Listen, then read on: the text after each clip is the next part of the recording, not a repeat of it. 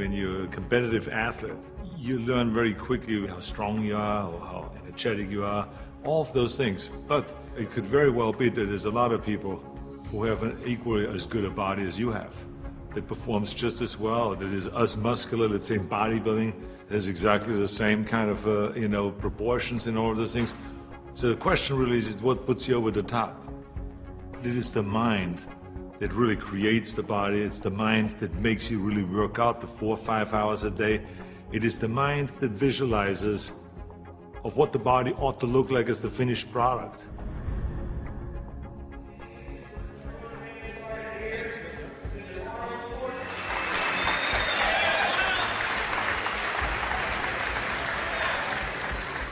Hello everybody.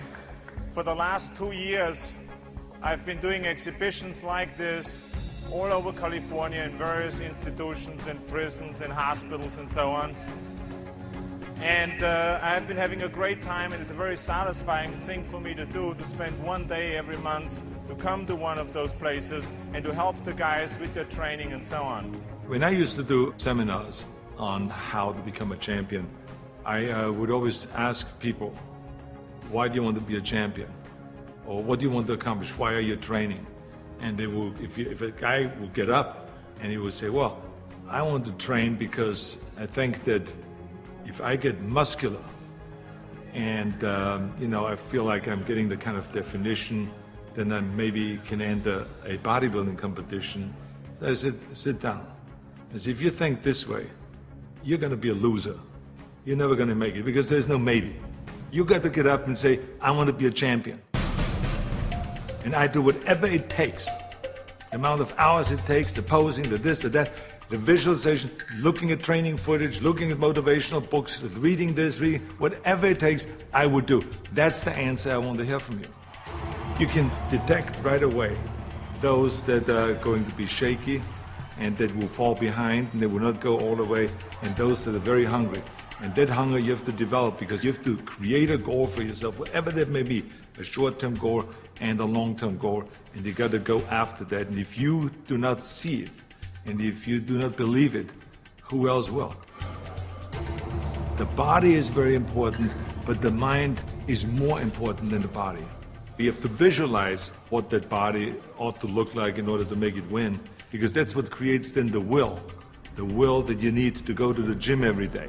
The will that makes you go into the 4 reps, the will that makes you go beyond when you do your 500-pound reps in the squats and you can't do another rep and your body is shaking. It's the will that makes you go one more time down and struggle up one more time. And so it's all of this, so the mental aspect that motivates you and that makes the difference between you being in the gym full of joy and looking forward to doing that extra rep and looking forward to doing those extra 100 reps in the sit-ups and working past the pain barriers. That all is the mind. That's not the body. So this is why I think the body is very important, but the mind is more important than the body. So you got to go to the gym and feel like every rep that you do is getting you one step closer to that goal, to make that vision that you have turn into reality. And that's why when you look at pumping iron, for instance, you can see that we always had great joy in the gymnasium. And people always were saying, why would you laugh and have a good time? You're working at 5 hours. Well, we did because I knew that every workout, every 5 hours, would get me closer to becoming the Mr. Olympia or the Mr. Universe or the Mr. World and all those things. And I think that if you think that along the way you're not going to fail, then you're blind. Because there's no one that I've ever met, no matter how successful they are, that haven't said that they had their failures along the way. You have to. I mean, the only way that you really know that you can lift 500 pounds is if you're willing to fail. So if you're afraid of failure, then you will never grow. The people that grow the furthest are the people that really don't care. They fail or they make it, they're going to take that risk because that's what you have to do. I think what we learn in sports is very helpful to anything and everything else that you do in life. So now you apply that principle to acting. And you say, well, wait a minute, I put 5 hours in every day in working out, I did my posing 1 hour a day, I did my stretching and this and that, and all of those kind of things. So now let me apply the same thing to my acting career. Let's go to acting class every day. Let's go and work on the accent, the same amount of time, with the same will, and let's visualize what am I shooting for? Okay, I want to be another Clint Eastwood. I want to be another John Wayne. I want to be another Kirk Douglas, all those great heroes that I admired as a kid. So that's what I'm going after. And that same principle works, even though there's so many people around that say, no, you will never make it because you have an accent, your body is too big, and your name Schwarzenegger or whatever, who can pronounce that? But you know. It doesn't matter if anyone else knows and if anyone else believes in it, but you know. And that you know that principle of visualizing yourself as a star will work, and all you have to do now is go towards that vision. I've retired from bodybuilding in 1975, and I signed a series of Conan movies. Here I was, big studio behind you, budget $20 million, of course, which was in those days is an equivalent of today, $150 million. I was going to Australia to be a judge at the Mr. Olympia competition. But then all of a sudden, I thought, I should compete.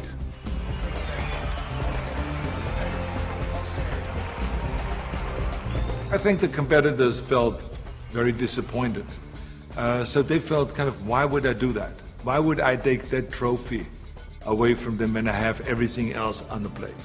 And so I think there was disappointment there. And, I just felt, well, that's something that I need to do. I felt very strongly about it, and so I competed. So now you apply that principle in my political career. This historic election has come about because there's a tremendous disconnect between the people of California and the leaders of California. I'm running for governor to lead a movement for change. I want to be the people's governor. I will work honestly, without fear or favor, to do what is right for all Californians. Join Arnold and let's bring California back. People see me as a big action hero on the screen, and they expect the same kind of bigger-than-life action in reality. That's why in my political career, people always say to me, well, but this is politically risky to go and start, for instance, talking about prison reform. People don't want to go and even talk about that.